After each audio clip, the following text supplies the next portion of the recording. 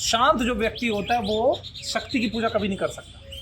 इसीलिए तुम्हें 10 में से शायद 1 या 2 मिलेंगे जो शांति चाहते हैं।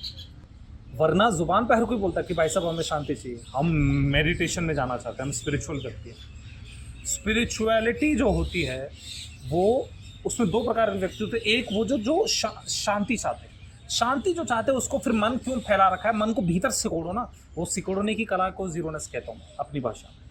फिर करना क्या है आपको बाहर से? आप एक चीज बताओ कि आपको कृष्ण से भी करना क्या है, करना क्यों जानना है आपको कृष्ण के बारे में? ये शक्ति की चाहत है, जानना ही शक्ति की चाहत होती है। जबकि शांति वाले व्यक्ति को तो उल्टा सिकोड़ना चाहिए ना, अंदर को सिकोड़ो, चुपचाप हो जाओ, अपने आप भीतर ठहर जाओ, क्यों इधर उधर हल्ला मचा रहे हो? जो व्यक्ति कृष्ण को डिकोड करता है, शक्ति मांग रहा है, शिव को डिकोड करेगा, पार्वती को डिकोड करेगा। डिकोडिंग की भाषा ही शक्ति होती है। डिकोडिंग मतलब उसको तोड़ना चाहता है, उसको पाना चाहता है। हम किसी चीज को फ्रेगमेंट क्यों करते हैं? उसको पाना चाहते हैं, है ना। जैसे हमने इतनी एडवांसमेंट कर ली, तो अब साइंस को पता है ना कि बारिश कैसे होती है, एवेपोरेशन होता है, पहले पानी भाप बन के ऊपर जाता है, क्लाउड फॉर्म होते हैं, फिर फ्रेगमेंटेशन, यानी कि जो हम तोड़ते ही क्यों है? उसको और गहराई से जानने के लिए। और मैं कहता हूँ कि तुम्हें तोड़ना क्यों है? तुम क्यों नहीं प्रकृति को एज इट इज रहने दो ना? कबूतर है तो कबूतर को एज इट इज रहने दो, क्या दिक्कत है ना। ये शक्ति और शांति मंत्र होता है। शांति जो होती है, शांति की चाहत में क्या होता है, आप परेशान नहीं रहते कि आपको पता है मैं भीतर को सिकोड़ रहा हूँ। शक्ति का क्या होता है, शक्ति क्या कहता है, माइंड से मैं जितना खा सकूँ।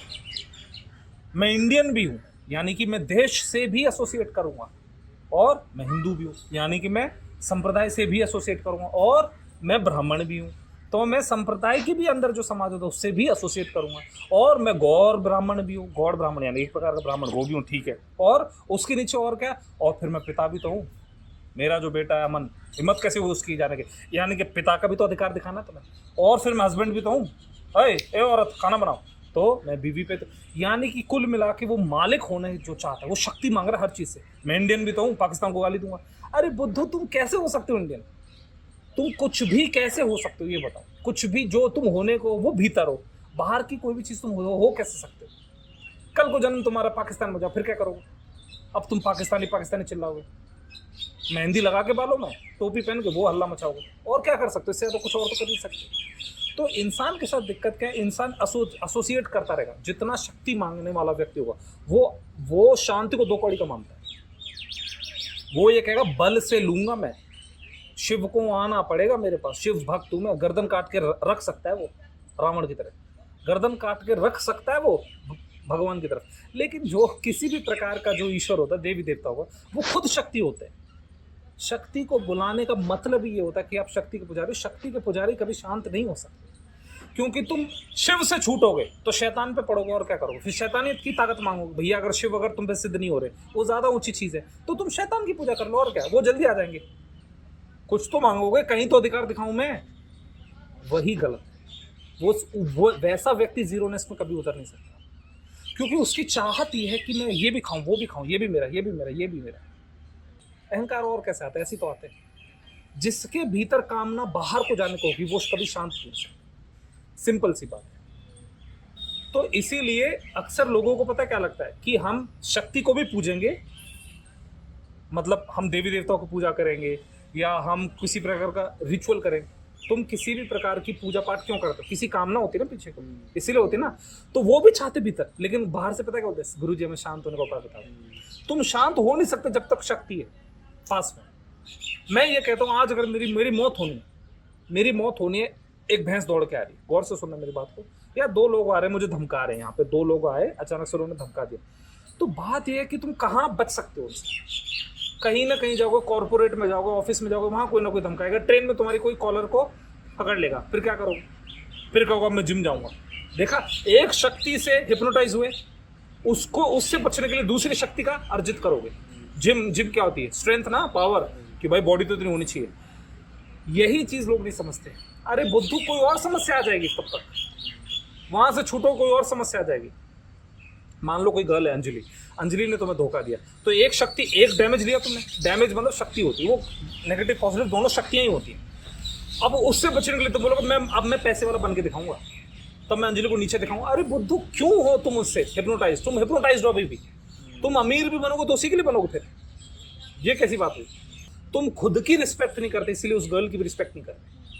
तुम खुद की आज़ादी नहीं मांग रहे इसीलिए तुम बोल रहे हो देख लेना अंजलि, एक दिन दिखाऊंगा कि मैं सही था अपनी जगह। अरे क्या दिखाना है, वो बेचारी अपने स्ट्रगल में होगी, उसको जाने दो, तुम भी अपना जाओ। लेकिन नहीं, तुम उसको इसीलिए छोड़ नहीं पा रहे हो क्योंकि तुम फ्रीडम खुद नहीं जानते क्या होता। तुम अपने आप को बांध रहे हो ना, जो कि अंजलि देख लेना खबर, तूने मेरे से ये कहा ना तो देखना मैं एक दिन रिच बन के आऊंगा, मैं तुझे बताऊंगा। तुम खुद आदत है शक्तियों का गुलाम होने की। एक जगह से वहां से ब्रेकअप होगा तुम्हारा, यहाँ पे बोलो कि देखना मैं किसी दिन बहुत बड़ा व्यक्ति बनूंगा और तब तुम सबको बताऊंगा कि मैं क्या चीज हूँ, तो तुम यहाँ आ जाओगे। फिर यहाँ से कूदो, फिर यहाँ से कूदो, फिर तुम्हें जिम में मान लो किसी ने कुछ कह दिया, फिर तुमको अच्छा ये बात तो मैं गैंग बनाऊंगा, देखना इस इलाके का सबसे बड़ा गैंगस्टर बनूंगा। और फिर कोई और दूसरा गैंगस्टर आ गया तुम्हारे पीछे, फिर क्या करोगे? अब मुझे एमएलए बनना पड़ेगा। अरे बुद्धू, भाग रहे हो तुम अपने आप से, एक को छोड़ दूसरा, दूसरे को छोड़ तीसरा, भाग रहे हो। यही तो शक्ति होती है। और क्या बोल रहा हूँ मैं इतनी देर से? शक्ति जो होगा, शक्ति वाला व्यक्ति एस्केप करता है, इधर से जंप करेगा इधर। गैंगस्टर था, गैंगस्टर से बोलेगा एमएलए बनना पड़ेगा वरना पुलिस वाले ठोक देंगे। एमएलए के बाद बोलेगा कि इतनी पावर कम है, अब मुझे एमपी बनना पड़ेगा, सांसद बनना पड़ेगा, नहीं तो ये ठोक देंगे। एमएलए वाले तो बहुत सारे होते हैं, विधायकों के मांगते फिरते टिकट। तो शक्ति वाला व्यक्ति एक जगह से दूसरी जगह भागता रहेगा, उसको कभी भी चैन नहीं मिलेगा, समझ रहे हो? और जीवन ऐसे चुक जाए। शांति वाला ये बोलता भैया मैं मौत के द्वार पे भी तो भी मैं अर्ज को काट दूंगा, ऐसी की तैसी तुम सबकी। बैठ रहा हूं मैं भीतर, कब तक घबराता रहूं मैं? किस किस से घबराऊं मैं?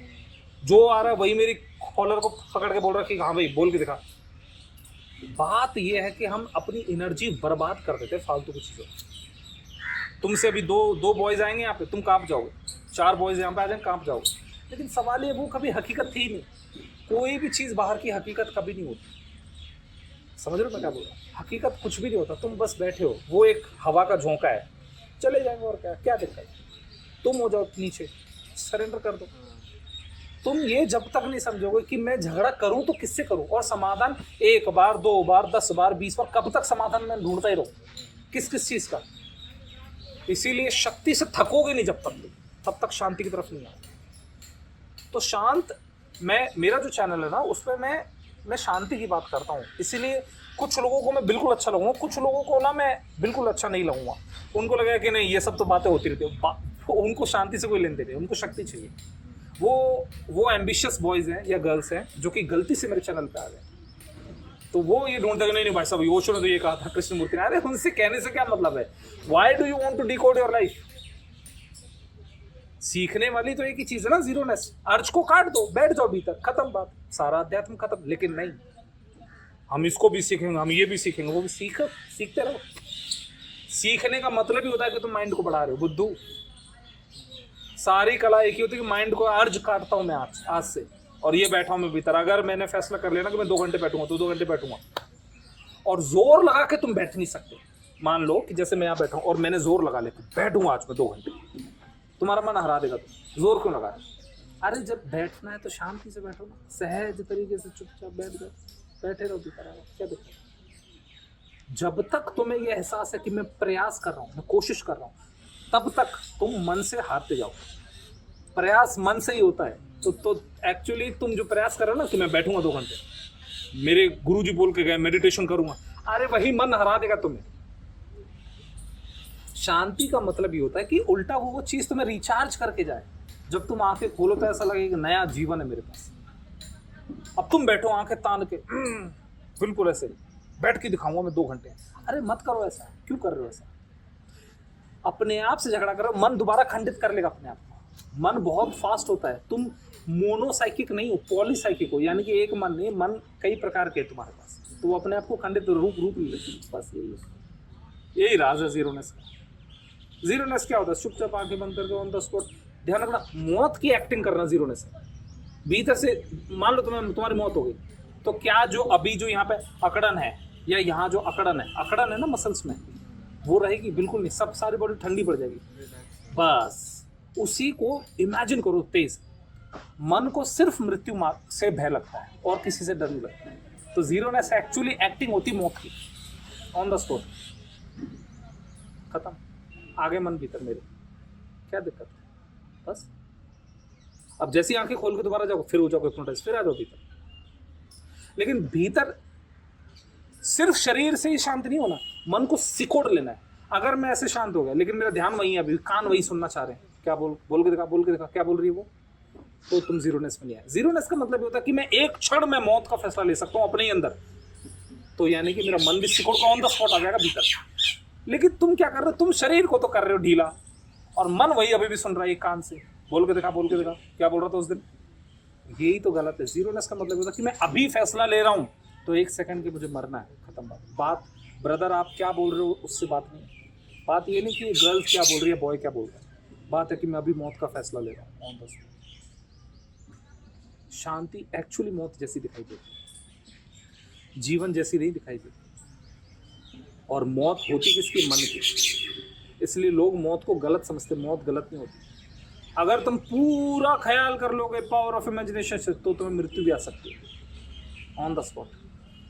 तो देखा जाए तो सिर्फ एक ही चीज़ होती है सीखने वाली, और वो होती है जीरोनेस। इसके अलावा सब ड्रामा है। तो ना मैं मेडिटेशन को महान मानता हूँ, ना मैं प्रेम को महान मानता हूँ, मैं सिर्फ महान मानता हूँ जीरोनेस को। जीरोनेस आ जाएगा तो प्रेम भी आ जाएगा, क्योंकि अब तुम शांत हो प्रकृति के लिए। कहाँ छेड़ रहे हो तुम तो उल्टा, तुम तो ये भी नहीं कह रहे कि मैं, हे माँ, कि मैं किसी के बीच में भी नहीं आना चाहता। प्रकृति को तुम माँ कह के, क्योंकि भीतर का भाव ऐसा है कि मैं तो चुपचाप बैठा हूँ, मैं तो आपसे कुछ कह भी नहीं रहा किसी से भी। तो देखा, जीरोनेस आते ही तुम अहिंसा भी सीख जाओगे, और अहिंसा के साथ प्रेम अपने आप आ जाता है। इसलिए प्रेम को सीखने की जरूरत नहीं। जो व्यक्ति जीरोनेस में आ जाएगा, और जीरोनेस में वही आ सकता है जो शांति की चाहत है, शक्ति की चाहत नहीं। इसलिए हर व्यक्ति प्रेम भी नहीं कर सकता, क्योंकि शांति की चाहत से जीरोनेस आती है, जीरोनेस से अहिंसा आ जाती है। हाँ छेड़ दो, चुपचाप बैठो और अहिंसा से प्रेम अपने आप।